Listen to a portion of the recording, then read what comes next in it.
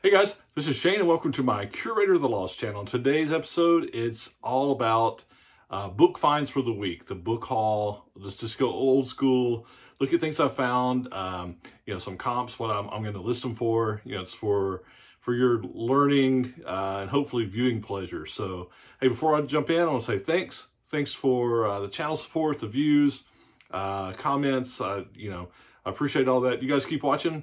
Hit the subscribe button and, we just keep going and I'll keep making these and we'll just see what happens. So, so this last week had a really busy week. But I had, stopped by my library bookstore and they had a sale.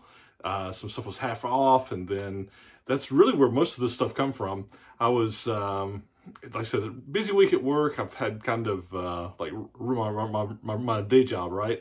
And so I got to source as much as I want, trying to list consistently, even if I'm only listing a couple times, a couple items a day. And unfortunately, that's, you talk about eBay selling, that single thing of, listing consistently does help you in their search algorithm. It's one of the, I guess in some ways you could call it, it's definitely a downside because you have to engage. In other ways, it's like, it's people talk about it all the time, and it's just takes the discipline to do it, but it's a surefire way to engage the algorithm, get better placement, and increase your sales is ultimately what you're hoping for. So, it's sometimes it's a drag. I get, like everybody, you get tired of just having to do that and try to do that engagement. Sometimes I don't do good at it. I had the video a few months ago, right, that I had a bunch of stuff going on and I had not listed anything for like a month, and I could really tell the fall off in my sales through and all that kind of stuff. But when I started listing again, it came back with a vengeance. So anyway, it's just something we got to do. If you're an eBay seller, just get you a plan. You don't have to list 10 items a day, even if you're just 1 or 2 items a day. It helps. So let's jump into things I found, and I'll use some comps, what I'm going to list them for, and you'll kind of get a feel for the types of things that I gravitate toward with my Mach 1 calibrated eyeball, things that I pick out. This first one, this will be about a $15 book. This metals and how to weld them. Subject material that I look at all the time if I see something like this. There's a bunch of books in this genre that I've sold before, welding structures, aluminum structures, this type of thing. When you see it, it sells. This particular edition, it's about a $15 edition. I think this is, and I paid 75 cents for this one. Just I was going to look up the date. Some of this stuff is, it has a long shelf life. I have a feeling this is like from the 50s or 60s. Nope. Oh, it was 60s. This is in the 70s, mid 70s. So the first edition was like in the 50s, but anyway, that's a good one. All right, this next one's kind of funny. This sells for about $20 to $25, but I don't have a dust jacket. So I think it's only going to be in that $12 to $15 region, but it's this Boom Copper, okay, by Angus Murdoch, okay? And this what we're talking about here is this, it's in Michigan, the UP, the Upper Peninsula. It's copper country up there. And at the very tip, and my eyeballs aren't so good anymore, but there's actually, maybe you can see it there. It's a place called Copper Harbor. So, you're up on, I think it's Lake Superior, right? And you just go a few miles and you're in Canada once you get up here. Back in the 90s, there was a conference I would go to up at Michigan Tech. And, this is in the Whedon, Hancock area. It's about a 40-mile drive up to Copper Harbor. But all along the way, there were, these old copper, and there's probably some photos in here. It's these old copper mine, buildings. I was going to just see if there were any. I don't see any straight up. But, these old mines, these big buildings where they were, smelting the ore or whatever. But it's really a cool area. And I had a funny story. There's a guy that was traveling with me one time. We went up, and we're right up in Copper Harbor. We had gotten some lunch. We're out by the lake, and the water's so clear. He's like, I'm gonna wade in the water. He rolled up his pants legs. He had jeans on, and this was like September. And so it was already, things were changing, cooling down that far north, right, up in the UP.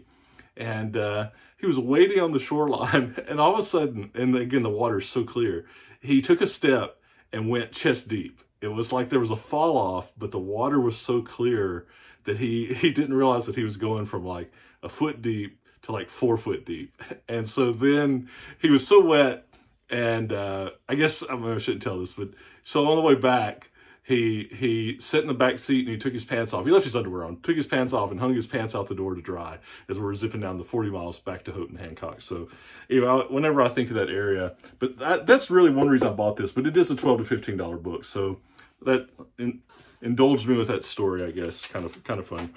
All right, this one. I don't know what I'm gonna price this one at, but I think it's cool. I paid $1 for it. The F5 Combat Tactics Manual. This is a part 1. This is a Northrop publication. I hadn't seen any information on this, but, you know, it's got, you know, all kinds of little diagrams. And, you know, I think this could be, I think this could be a $25 or $30 book. I mean, listed for that. I'll see. I can't find anything like it so far, but it was cool for a buck. That's awesome. All right, now this is one I'd had my eye on at my library for a while. I just didn't want to pay it. You can see it was 30 bucks. It's this Travels into Bacara. It was a 3-volume set, and you know, you can see it here. Voyage onto the Indus. I believe so. I paid $15 for it. I see these listed between $150, $200. I think I can get $100 for it. That's what I'm probably gonna list it for. Maybe 120, but it's a neat set, and like I said, I had my eye on it. I just didn't want to pay 30 bucks for it. I guess it used to have a little fabric clasp there, you know, to hold the box set in, but I think it's a solid, you know, collectible $100 set. So I liked it. For 15 bucks, bought it. All right. The Lost Writings of Howard Whedon as Flake White. I've sold this before with different levels of success, with and without dust covers, dust jackets. I see this on Amazon listed, selling in that $30 to $38 range. Not a real quick seller, maybe one every couple of months. This is probably going to go to Amazon. I paid $3 for it. It's, you know, here in the North Alabama up on Montesano Mountain Burette Museum. There's the Whedon House, and this, you know, so anyway, I think this will be good for $3. I think I can get 30 to 35 out of Amazon, so that's good. All right, here's one that I think is a solid. I paid $1 for it. It was half off. There's $2, and it's you can't really see anything on it, but it's about the theory of relativity. But it's mathematical theory of relativity, but it's by Eddington. I've got sold comps on this for 60 or 70 bucks. Paid $1 for it. You know, I just saw it. I thought that's cool. I wonder if that's like Einstein's, you know, like his treatise, but no, it's this Eddington. This is the like 1950 edition. So, let's see what else I got here. Okay, here's one. This is another topic that I like to, whenever I see it, I like to check them out. Sight fishing for trout. This is a solid $20 book. This one will probably go to Amazon too instead of eBay. It's in good condition. I should be able to get 20 to 25 bucks for it. I paid $2 for this one. So it's a subject matter: fishing, fly fishing, trout. Always look at them. You know, it's like anything. Some of them are. It's not always going to be a score, but it's a genre that I like to look at. Okay, I've sold this one before. I got this for $0.25. Mirror Shades. Again, the Cyberpunk anthology. This one's got, you know, it's got a little wear. It's got, you can just see, you know, it's got some edge wear. It's not the best condition. It'll still bring 20 bucks. I got it for $0.25. I've sold this book 3 or 4 times. Whenever I see it, I can remember it. Mirror Shades is something about sunglasses that makes me, or if it's displayed like this, it draws my attention with the mirrored eyeglasses. Love that cover. But anything cyberpunk, again, it's always good. You know, I've sold this. This will be $20 for, got it for $0.25. All right, here's one. I paid $1 for Joe Haldeman, The Forever Free. This is for me to read. Joe Haldeman, you know, if I said one of the cornerstones of science fiction, I would put his book, The Forever War, in that. You know, I probably would put Starship Troopers and Ender's Game, definitely Forever War, and probably Old Man's War, a newer one, John Scalzi for me. If you haven't read any of those, you should read them. They're, you know, Starship Troopers is a little dated, but it's still an okay read. But the Forever War is great. But, you know, Old Man's War, and of course Ender's Game is one of my all-time favorites. All of those are great. And so this is a character from the Forever War, and I haven't read this before, and I like Joe Haldeman. I've read a couple more of his, and I like it. So this is for me to just read. Okay, here's one. This should be at least an $80 book. It's this red book number 11 on old fruit jars. You know, like the mason jars, ball jars, but I guess there's all different kinds. And you can see, you know, it's got some little diagrams and price guides. Well, this is book number 11. So I think there's at least 12, maybe 15 of them. But I was hoping, man, when you see something like this, you hope that there's more, like there are all of them there, right?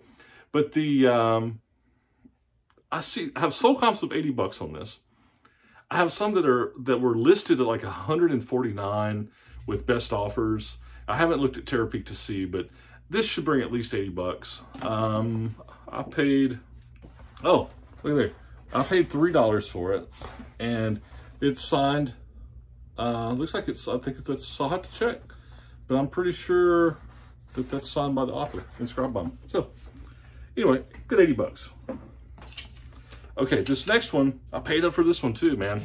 I paid $6 for it. Look, $6.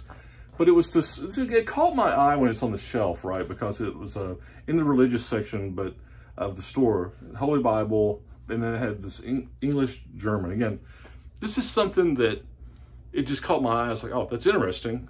I looked it up, did a comp, and I see this selling for $50 all day long. So I went ahead, it was $6. I can flip it for 50 at least. So I got it. So that's a good one. And yeah, I guess in general, you know, if you're, I mean, you can scan and scan 100%. I use a scanner to help do comps, especially if I'm looking for stuff for Amazon. But the majority of the stuff that I do, I pick by my eyeball, and I don't scan every book. And I know, look, there's debate. Some people like it one way, some people like it. It's a tool in the toolbox, and you do you. I think if you're just learning and you're picking stuff out by your eye, you know, a good, you know, just a good mantra, a good, you know, axiom for you to think about is look for interesting stuff. Weird is good. And if it's interesting to you and it looks kind of weird, there's a good chance it's a niche book. And I let that's kind of one of my guiding principles in this, right? So anyway, this one's about a $25 book. It's a mid-90s book on Deep South Climber's Companion.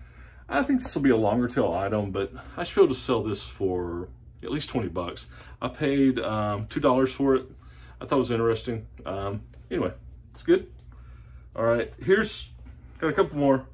You guys, if you've watched me for any length of time, you know I like this kind of stuff. It's it's the Pictorial History of Lawrence, and this is in Douglas County, Kansas. Okay, and this is a $25 to $30 book. It's got, you know, historic. It's a pictorial history, so you would hope that it would have photos in it, right? That's kind of cool. I remember years ago in my hometown in Tennessee, I found some old postcards that had like the downtown area, and it had changed over time. You know, it's kind of cool when you see that stuff. You know, more. But I love this kind of stuff. You know, county history, township history, stuff like that. It's fun to look at. And there's, you know, a lot of the stuff is just, it is niche. It's not printed anymore. And this is how people buy it. And people live there. They want to know. I find that it's a good resale. So anyway, so that'll be 25 or 30. Okay, here's another one. I bought this one. I got this one for half off. It was $2. I got it for $1. This is the cassettes, but there's a glare on there. I'm sorry. But so you got this Mastering Japanese Level 2. And it's even though it's cassettes, I've got sold comps on this for 25. and some are listed higher, but this one is shrink wrap, never opened. You know, the shrink wrap's got a little tear on it right there, but whatever. But you know, the cassettes, I will list this, probably ask 25 bucks for it, paid for $1. I like it. All right, that's it. Old school time. You know, just when you see cool, you got to buy cool. That's what you got to do. So anyway, you guys do that, list it so you can sell it, and hope everybody's doing good. We're into August. We're counting down, what, 6 weeks maybe till we get some fall weather. Be good. Anyway, take care. Talk to you soon. Bye.